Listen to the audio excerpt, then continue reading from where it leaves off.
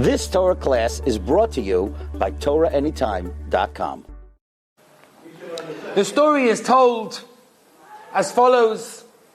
There was a young kala, just got engaged to a Hasidic boy, and the halachic around the Hasidic circles works as follows, for those that don't already know. The kala at one point during the engagement gets invited to the future family. The chosan obviously goes away for Shabbos, and she gets to spend the Shabbos together with all the future family that she's going to be marrying into. And it's an experience, it's very nice, it's well done, and everybody's excited about it normally. This particular case went as follows. Rabbi say, listen to the following. The case goes like this. The kala knocks on the door, Friday afternoon, knocks on the door, and she hears from behind the door, she's here, she's here, she's here. And she can hear rummaging and moving, and then closing doors, and quickly glasses going down, like people are running upstairs, and like, she thinks, oh, I'm probably here a little bit too early, you know. All right, all of a sudden the door swings, and a future mother-in-law, my darling, it's so nice to see you, so nice that you could come, please come inside. And while she's hearing that, they're scrambling this way and scrambling that way, and she's hearing all the dishes cracking from the gates in the dining room, and it's all exciting, you know. All right, you know, I came a bit early, what can I do? You know how it goes. The colour's coming, and not everybody's prepared, you know. Okay, happens. So, Friday afternoon, they show her to her room. It's very, very nice, nicely made up. And, you know, people are running in the shower, out the shower, here, there, and everywhere. You know, it's exciting, Erev Shabbos. She's all excited for the Shabbos. She's been waiting in anticipation for this wonderful Shabbos. And all of a sudden, here it is. The Shabbos comes in. Father, together with his boys, go off to shul. The younger girls go to their own personal groups, you know, Kabbalah Shabbos groups, whatever it is. She's waiting to sit down and schmooze with her future mother-in-law to discuss then the wedding and the this and the that, all the excitement, all the preparations. And her mother-in-law says, do me a favor, I'm so tired. I need to lie down. Oh, sure, 100%. And the mother-in-law goes to lie down. So she's sitting there like, you know, I thought, you know, we'll have this good schmooze, we can play a game, we'll do something geschmack. All right, didn't work. What can we do? I'll wait for the meal. So they wait for the meal. The father comes home from shul, and the kids come home, and they're all excited, and they sit around this beautiful table with a white tablecloth, and there's wine, and there's beautiful food, and everything is nice, and everything is great. And then comes the conversation. She's expecting, you know, they're going to ask her what's going on, what are the latest preparations, and they'll tell her what's going on. And what are they discussing? They're discussing some sports, they're discussing some this, a holiday in a hotel over there, they're discussing Pesach in that hotel, what's the food like in that hotel compared to that hotel. You know how these things go, right? So she was a little bit disappointed, thinking, you know, not really the conversation for a Shabbos meal, but all right, you know, it happens. So, all right, what could she do? She said, after the meal, I'm sure we'll have a sit on the couch and we'll schmooze and it'll be great. And one by one, they all say, listen, we're so tired, we've got to go to bed. You know, Shabbos Kodesh at the end of the day, right? So off they do. She goes to bed, wakes up the next morning, and the same scene repeats itself the next day. Shabbos lunch, the same thing, right? The talk is about hotels and about food and about sports and about all sorts of holidays and all sorts of things. She feels a little bit out of place. Okay, Shabbos afternoon, everybody goes to have a shlof. It comes about an hour before Shabbos. She gets a knock on her door. It's the family members, one of the sisters. Says, do me a favor, do you mind if we take off the bed sheets now so that when Shabbos comes out, everything will be ready and we'll be, feels a little bit uncomfortable, sort of half kicked out the house there. There she is, expecting such a beautiful Shabbos, but it just didn't go according to plan. Rabbi say, it's a gavaldige moshel. But really what it's aimed at? It's aimed at us. When the Shabbos comes, we're exactly the same. Yes, we're excited, but there's frantic running and preparing and last-minute instructions and last-minute preparations, and we're running all over the place. Oh, Shabbos is coming, and we have to go here, and we have to go there, and everything's exciting. And when Shabbos finally comes, we're so tired, we need a rest. And the discussion at the Shabbos table, the Shabbos Malka is sitting over there while we're discussing sports, and we're discussing hotels, and we're discussing food, and then comes Friday night with all the excitement, but no, back to sleep again, and then it comes Shabbos day, and the same scene. And right before Shabbos goes out, we're already cleaning up so that Motzei Shabbos are almost ready to go. We can go out, dart out the house once we've changed our clothes, out of the shower. This is Shabbos. Rabbi say, this is Shabbos. This is what Shabbos is meant to represent. You know what the problem is? I'll tell you the problem. The problem is, we don't appreciate Shabbos. We don't have an appreciation that when Shabbos comes, there's something here. It's not just about filling up the time and, davening as quick as possible, eating the nicest food, how much talent, how much did you make, how much did you eat, this is not the ikar of Shabbos. The Chofetz Chaim, tell you a moedik maisa, true maisa. The Chofetz Chaim one time came to a town, and the Chofetz Chaim, as we know, Tzadik Hador, Bala Machaba, Mishnah Brura, Shmiras Haloshen, and the Chofetz Chaim came to the town. And one of the rabbonim of the town, one of the big community leaders, came up to the Chofetz Chaim and they said, Rebbe, we have to discuss something very, very important. So the Chofetz Chaim said, no, what's the problem? He said, listen, there's somebody who lives over here in our town, a very frum person. And unfortunately, his business is open up on Shabbos. The Chofetz Chaim, his business is open up on Shabbos. What does he do? What's going on? A frum Jew, how can it be? So he said, listen, he has a factory where they melt metal. That's what they do. They have metal and they melt it down and then they reform into different shapes. Now anybody knows that if you melt metal, you need to have a real good fire. You need to have serious heat in order to melt metal. So he had a fire that was unbelievable. The fire took 3 days to light the fire. In order to get the fire in the furnace to the correct temperature, in order to melt the metal, it had to be at the correct temperature. That took 3 days. It took another 3 days to extinguish the fire.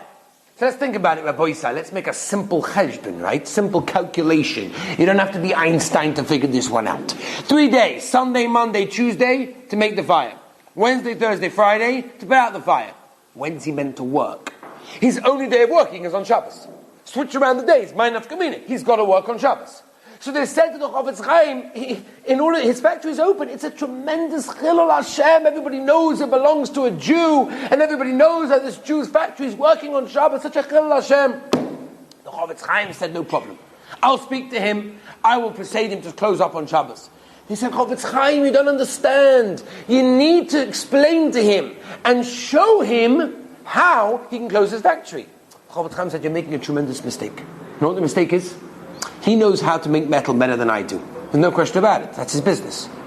If he understands and is told the chashivas of a Shabbos Kodesh, what it means a Shabbos, what it means a Shabbos Kodesh with us and the Rebbeinu Shalom, if he understands the beauty, the Kedusha, the Shechina, then he will find the way in order to make sure that his factory is closed. You don't have to show him how to close his factory. He'll close it on his own when he realizes how choshev Shabbos actually is. And everybody knows the famous Maisa with a boch in the yeshiva in Radin. And for whatever happened over there was that they found out this bocha was not keeping Shabbos. And you can understand the Chofetz Chaim with his tzidkus. He was an unbelievable tzaddik. How can somebody not keep a Shabbos? How can someone not understand what it means to rest, to keep the Torah, to keep the mitzvahs, to know the halachas, and to not keep Shabbos? How can it be? So they brought the bocha into the Chofetz Chaim. And he was in there for a while, and he walked out of the room a changed person. This boy never was mechal Shabbos in his entire life. And they asked him why. What did the Chofetz Chaim say to you? And you know what he said? The Chofetz Chaim didn't say a word. Not one word did the Chofetz Chaim say. You know what he did? He took my hands and he just cried. And his tears were dripping onto my hands. And when I saw what it means to the Chofetz Chaim, it's not him, it's me. What does he care? What does it bother him? But the Chofetz Chaim understood the Kedusha of Shabbos. The Chofetz Chaim understood what it means to be a Shabbos together with the Rebbeinu Shalom. And the Chofetz Chaim was crying. How can someone not have the appreciation of Shabbos Kodesh? I want to give you a couple of insights into what means a Shabbos. What is Shabbos? What is Shabbos? Let me tell you a pshat and a posek. A new pshat, probably nobody ever heard this pshat before. It's beautiful. There's a posek in the beginning of Parshas Bereishis. Right, we read this every single Simchas Torah, amid all the wonderful Simcha and everything that's going on. We say the following. Listen carefully. Vayivorech Elokim es yom hashvi, vayikadosh oisoi ki voishovas mikol melachtoi asher bor Elokim la'asois. So how do we translate this? Every single person here until today have been translating this posuk in a certain way. That the Rebbeinu Shalom rested and he stopped creating that which he created. That's how we always understand the posuk. Rabbi say tonight, I'm giving you a brand new understanding of this pasuk. And this will give you an understanding into what Shabbos is. And then we'll continue after that. There's an unbelievable Orach Chaim HaKodesh. The Orach Chaim HaKodesh writes over here, Rabbi said, these are yesodus you have to get into your head and keep with you for the rest of your life. Says the Orach Chaim HaKodesh as follows. The Orach Chaim HaKodesh writes that when the Rebbeinu Shalom created the first 6 days of creation, these 6 days had no koyach. They had no strength to continue. They were going to crumble. The world was going to be destroyed, and HaKadosh Baruch Hu would have to recreate it. It was only when HaKadosh Baruch Hu created the 7th day, when there was a Shabbos. That Shabbos gave koyach for the previous 6 days, and then gave koyach for the following 6 days. Says the Orach Chaim HaKodesh, Rabbi said, listen to this, unbelievable. Says the Orach Chaim HaKodesh, it doesn't say ki b'sheishes yomim. It doesn't say that in 6 days HaKadosh Baruch Hu created the world. It says ki sheishes yomim, for only 6 days. The Rebbeinu Shalom created the world for 6 days until there was a Shabbos. Once Shabbos came along, Shabbos gave the koyach, gave it the strength the previous 6 days, and then the continuing 6 days following it to continue to be, and the world keeps standing. Rabbi Isai says the Orach Chaim HaKodesh, Shabbos Kodesh is the engine of the world. Shabbos Kodesh is what keeps the world going. And he continues and says, beautiful. Rabbi Isai, listen to this pshat, it's Oim V'noira. Says the Orach Chaim HaKodesh, this is pshat and pasuk. What do you mean by Yivorech Elikim Hashem Shvi V'Kadosh Oisei Kivo Shabbos Mekol Malachto Shebo Elikim La'asos? The only reason why HaKadosh Baruch Hu was able to rest is because there's a Shabbos. Not that HaKadosh Baruch Hu rested on Shabbos and he finished creating. New pshat says the Orach Chaim HaKodesh. The pshat is because of Shabbos, HaKadosh Baruch Hu was able to rest and no more creating. Shabbos is something that is the engine of the world, that is the Yesod HaOlam. And in fact, I can think of Pizer. The Orach Chaim says weiter. He says there's a famous Gemara in Shabbos Daf Kuf Yud Samud Beis. What does the Gemara say in Shabbos Daf Kuf Yud Samud Beis? Poshet. That if a person makes Kiddush on Friday night, he's a shutuf to the Rebbeinu Shalom. Let me ask you, Rabbi Isai, what does this mean? I stand there Friday night with my becha, I've got my grape juice poured, beautiful. Me, little me. I'm a partner with HaKadosh Baruch Hu b'maisa b'reishis. I'm a partner with the Rebbeinu Shalom in creating the world. Because I stood up there and I said, Boirei pri hagofen on my kos of grape juice. Does that make sense to anybody? Says the Orach Chaim HaKodesh, let me tell you pshat. Says the Orach Chaim HaKodesh, you know what pshat is? That when a person makes Kiddush Friday night, when a person stands there with a becha and he says Boirei pri hagofen and is the Mekadesh, the Shabbos, he says the Shabbos is holy, you know what he's doing? He's keeping Shabbos. When you keep Shabbos, you know what's happening? You are becoming a shutuf to the Rebbeinu Shalom in the engine of the world. You are keeping the world from collapsing. You are keeping the world going. It's you that has that koyach. And therefore, when a person makes Kiddush on Friday night, he is a partner with the Rebbeinu Shalom b'maisa b'reishis. Until now, everybody here looked at Shabbos as, it's a nice day. Why not? We relax a little bit. We switch off our phones a little bit. It's great. It's easy going. Like, what's the big deal? Don't make such a big deal of these things. Rabbi say, Shabbos Kodesh is the yesod of emunah in the Rebbeinu Shalom. Is the yesod of what a yid means. I'll tell you something even further. Chazal tell us that certain things are a 60th of something else. For example, right? Famous Gemara, right? Sleep is a 60th of death. Can you imagine how geschmack that pillow is going to be? If sleep is only a 60th of death, can you just imagine how geschmack death is going to be? Like that pillow must be like propped up. It's going to be great, like forever. Just like nobody's going to wake me up in the morning for Shacharis. It's unbelievable. A 60th. Can you imagine? Shabbos Kodesh, say Chazal, is a 60th of Olam Haba. Olam Haba, I'll tell you why it's Olam Haba. There's great food, there's a good loads of bed, there's no, work, there's no learning. You know how it is. That's Olam Haba, right? Chazal has something slightly different in mind, I think. Chazal tell us as follows, what is the comparison between Shabbos and Olam Haba? What's the comparison? So I'll tell you like this. Rabbi Tat says over as follows, beautiful thought. He says over like this, what happens by Shabbos? Shabbos Kodesh, if you sit back all week and don't do anything, you're not going to get much of a Shabbos. There's not going to be no food.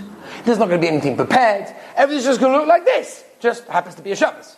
If you prepare for Shabbos, so what happens is, after your preparation, you get nice food, you get a clean house, you get a nice tablecloth, the table is set, it's a beautiful time.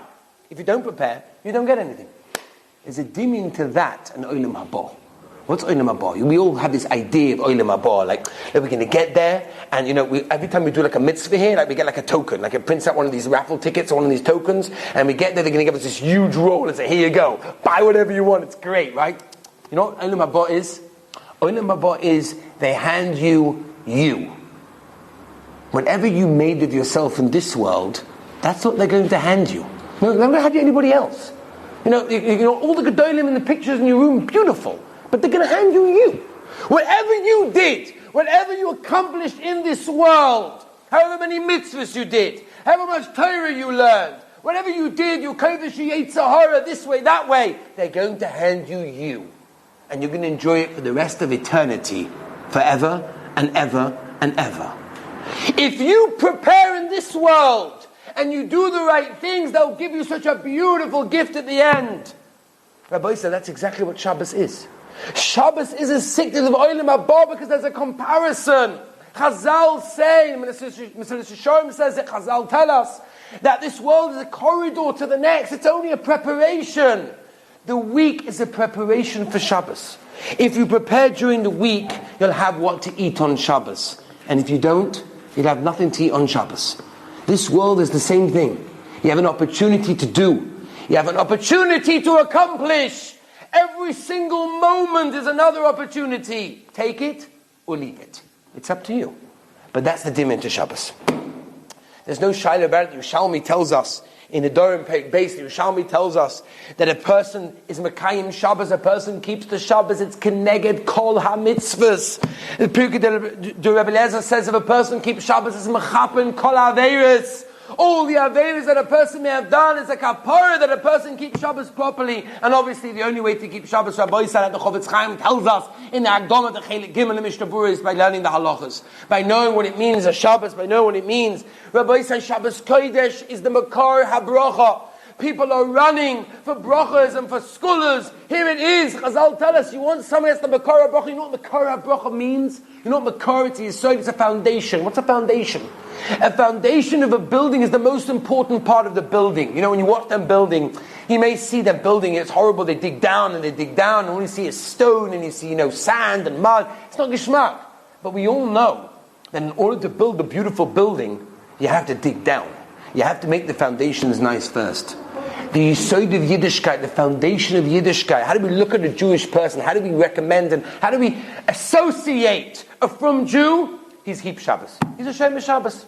We don't say he's a Shem Kashrus. We don't say he's a Shem Tefillin, Tzitzis, even though those things are beautiful. But we associate a frum Jew as someone that's a Shem Shabbos. Why? Because Shabbos is the Yisod of Emunah.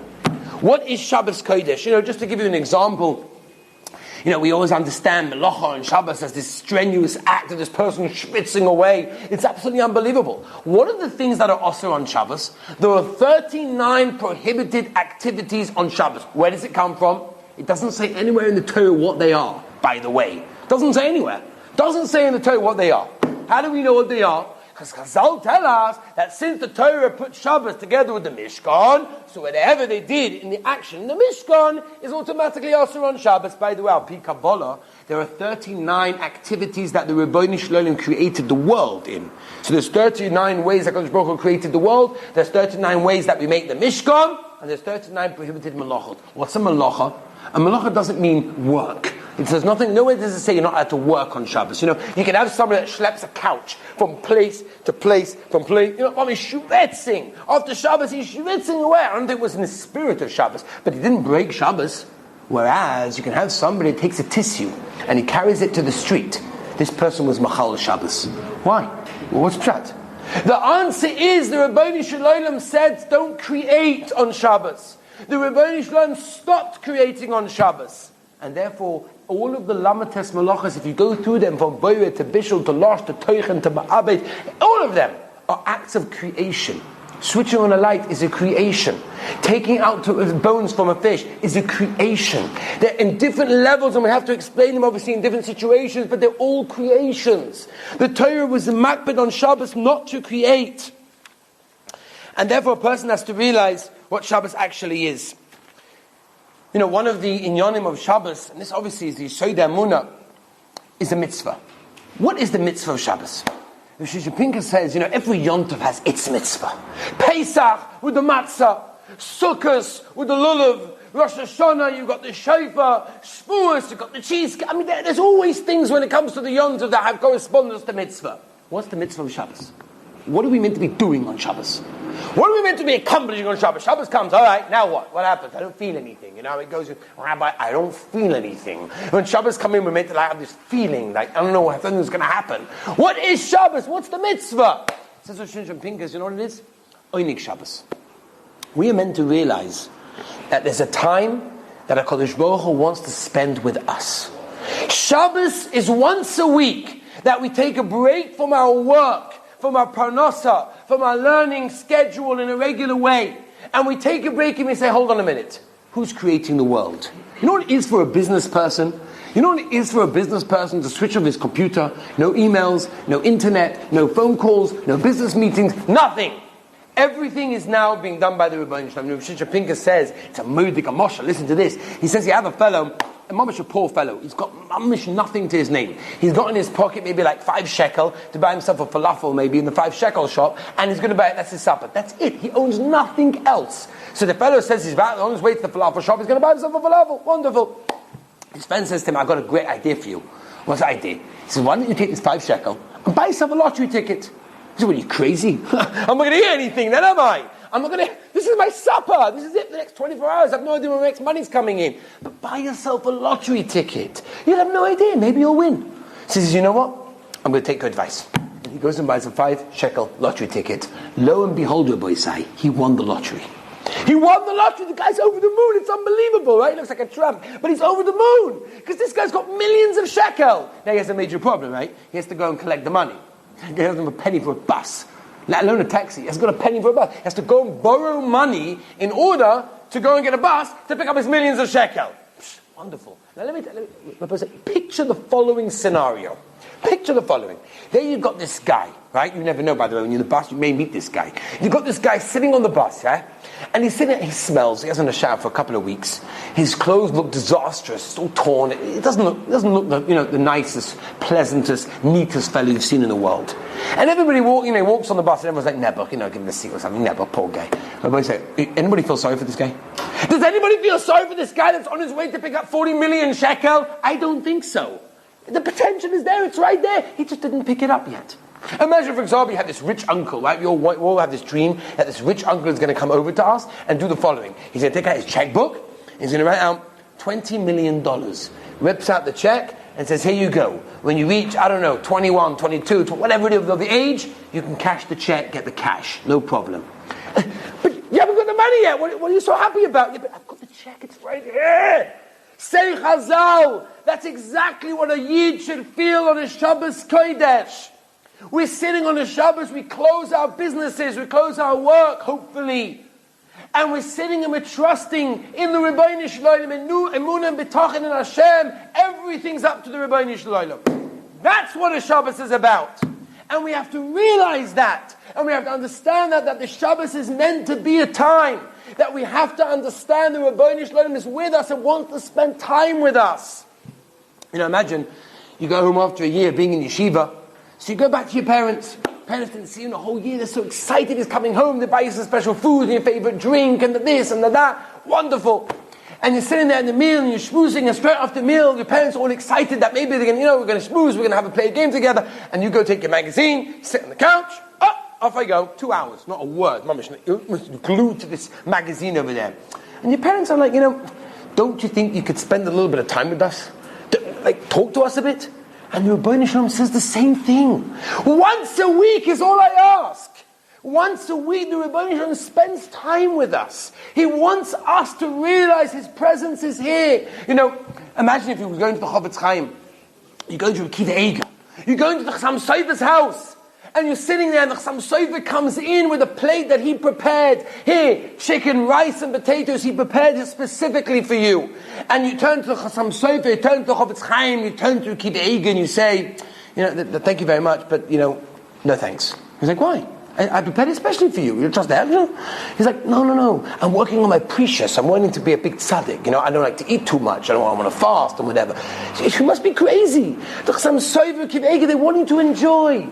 The Rebbeinu Shalom put in Shabbos, a oinig Shabbos, to enjoy Shabbos. Food is nice, drink is nice, it's more relaxed, it's beautiful. But why?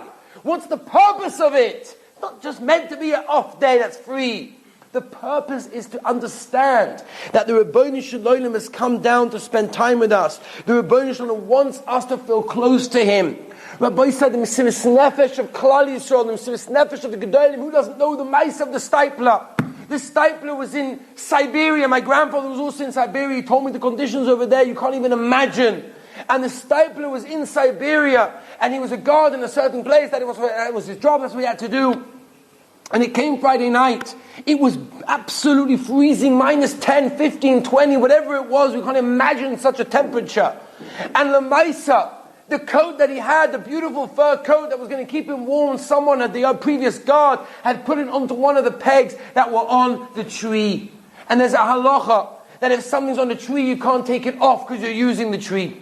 And the Stipler was there freezing through the night, minus 20, whatever it was. Can you imagine? Rabbi said, this would have been us. I'm talking to myself. We would have said, well, it's Pekuach Nefesh, it's probably alright. Have a shayah during the meal, like, is it bow, is it not bow? Yeah, it's probably okay. I can't see anything wrong with it. I heard that many times from people, I can't see anything wrong with it. It must be alright. And the Stipler of a Mesiras Nefesh for a Shabbos Kodesh, what does it mean, a Shabbos? He wouldn't touch the coat. He's going to freeze. But Shabbos Kodesh. They understood what it means, a Shabbos. They were Maisa Nefesh for a Shabbos Kodesh. I want to tell you a beautiful Maisa. This is a true Maisa. There was a woman, I think Rabbi Pesach Krohn says over this Maisa, there's a woman called Hannah Goldschmidt. And she was originally from France. And she went as a child to a public school. There were no Jewish schools in her area. And she was sent to a public school. So she got special permission as a religious Jew not to actually write on Shabbos. She had to go, but she never wrote on Shabbos. And there she was, during school day on Shabbos, she never wrote anything, all the rest of the kids did write. Until the winter came, so Shabbos came in very early. Shabbos, school was still going, and she was obviously in a trouble. How is she going to get permission for this one? So she asked permission from the head people over there, do me a favor, Shabbos comes in very, very early, please, I want permission not to write on Friday also. Right? So they didn't understand at first, but then they said, you know what, we see you as a very serious person, no problem. You know what, but one condition. Pretend that you're writing. Just pretend to everybody else. Don't make a whole thing, otherwise everyone's going to say, well, it's not fair, why her, not us, and whatever it is. So she said, fine, no problem. She came home, she told her father, you never believe what happened, they'd excuse me, I don't have to write, I just have to pretend. And she was so excited about it. Her father says, no way. Because if you're going to do that, you might train and show other people that maybe it's permissible, and they might actually write on Shabbos. So she didn't write. But she said from that moment was ingrained in her from her father what it means not to write, what it means not to break a Shabbos Kodesh. Until years later, the family moved to Holland, and eventually in the war, where she was taken to a concentration camp in Bergen-Belsen in 1944. The story goes as follows. It was a day in the concentration camp, and everybody was starving, hungry. They haven't had food for a day or two. And her baby, a 4-month-old baby that she had, was mamish crying in hunger. And she didn't know what to do, so she found some secret stash of food that they had stored away for emergency uses, and they took it, and she gave it to the baby. She was found. She was found by one of the guards, and she was sentenced to a trial. Now, it was a known thing. These trials took hours and hours and hours. They made a whole mockery of the whole thing, and a whole joke, make a judge, and make a witnesses, and a jury, and it was like just a way to keep them busy. So she got there, and the day they scheduled the court case was actually for Shabbos Kodesh. And when she got there, the judge heard what she did, the terrible sin that she did of feeding her 4-month-old baby, and he paskined and he ruled that she should be without bread for another 2 days. You know what that means? For another 2 days, no food. They asked her for the opportunity to appeal. The opportunity to say no, maybe it was a different reason, maybe there's an excuse, maybe this, maybe that. Not a word. Silence. The case was over in an unusually very quick manner. 1 hour was finished. She came back to the place and the family said to her, hey, what happened? These things take hours. How'd you get out so quickly? She told them the whole story. They said, what, you didn't say anything, you didn't deny your case, didn't try this, that, and the other. She said, I'll tell you why. She said, not only was one of the judges over there Jewish, but they have a person over there writing things down. And as the case goes on, he writes everything down. The more I say, the more he'll be writing. And she said, it's better for me to go hungry for the next 2 days than let somebody else write on Shabbos. That's what it means. They felt a Shabbos Kodesh. They felt what it means a Shabbos. There was a famous mice of somebody that went to collect to America. He needed whatever, he needed the funds for a sick daughter. And he went to America and somebody told him, go to a certain place, I think it was in Detroit. There's a man over there called Mr. Gross, and he's going to help you out. He'll send you to here, there, and everywhere. It'll be great. You'll make loads of money. So he was all excited. He calls him up from the airport and said, listen, Mr. Gross, I've heard about you. You help people out. Tell me, I have a very sick daughter. Please help me out. The guy says, what? You're here? You should have told me. I'll send a taxi right over. The taxi came in. He brought him into his house. He started talking to him. Ted, this is what we're going to do. We'll make an appeal. We'll make a kiddush. We'll make loads of money for you. It'll be great. And this guy was like so overwhelmed. That's such a nice person. Not only is he a nice person, but they saw in the house, he has svarim there. And he's a ben Torah. He can speak a little bit in learning. It was exciting. Not only is he in a place where someone's going to help him with money, but he feels he's in a Heimish place. He feels he's at home and a little bit of Torah atmosphere. And one point, the fellow says to him something very interesting. He said, I don't know if you're going to trust my hechsher. I said, trust the hechsher? What do you mean? You look like mamish a mokum Torah here with svarim, and you seem to be learned, daf yomi, this, that, and the other. What do you mean I don't trust your hechsher? So let me tell you a story. He says, in the beginning times when people came to America, it was difficult. Every single week you got a job. Came to Shabbos, they fired you because you weren't there, and every single Sunday the rotation had to go on and on and on looking for a new job. And it was very tempting. Times were hard, kids were starving, what could I do? And at one point on a Friday afternoon, my boss said to me, you better be back here tomorrow on Saturday morning. And I said, don't worry, I'm going to be there, like I said, every other boss that I ever had. And he said, that Shabbos morning I got up and I said, you know what? My kids are starving, I can't do this anymore. I can't live up to this anymore. I think I'm going to go to work. I'm not going to take a train. I'm not going to machal Shabbos. I'm not going to actually put things in my pocket, but I'm going to go to work. And he goes slowly walking, and as he's walking, it's paining him, it's hurting him in his heart. But after peaking, he says, no, I need to go support my family. And he goes and he gets to the office, he gets to the place of the warehouse, and he gets to the stairs, and he says, I can't do this anymore. And he runs away and he goes back home. He says, I don't know if you trust my hechsher. For those few moments of walking to work, I thought about being machalol Shabbos. I don't think you want to eat in a person's house that thought about being Machal Shabbos. Rabbi said we're living in a generation, it's difficult. There's phones, there's all tivers, there's friends, there's Adam Moshech Arasvivov, people are, all sorts of ideas. But if you realize what means a Shabbos, if you realize what means the Kedusha of Shabbos, and if you realize the Yesod of all bracha that you'll have in your life is because of Shabbos Kodesh, then the next time you'll think of doing anything, whether it's taking a bone out of a piece of herring or taking out your phone, whatever it will be, Rahman al-Islam, you'll think for a moment, you'll say, look at Klal Yisrael. Klal Yisrael throughout generations had a Mesiras Nefesh for Shabbos. Shabbos meant something to them. It's meant to mean something to us. And Be'ezah Hashem, if a person takes this with him, he will get the bracha of Chazal. He'll get the bracha of Shefa, of Parnasa, of everything that he'll possibly need. And the Rabbi Hashem should give us the Siyata Dishmaya, to taka, be a Shemesh Shabbos, to love Shabbos, to spend Shabbos with the Rabbi Nishalaylam. And Be'ezah Hashem, you'll enjoy the peiros from that Be'ezah Hashem. Shkoyach. You've just experienced another Torah class brought to you by TorahAnytime.com.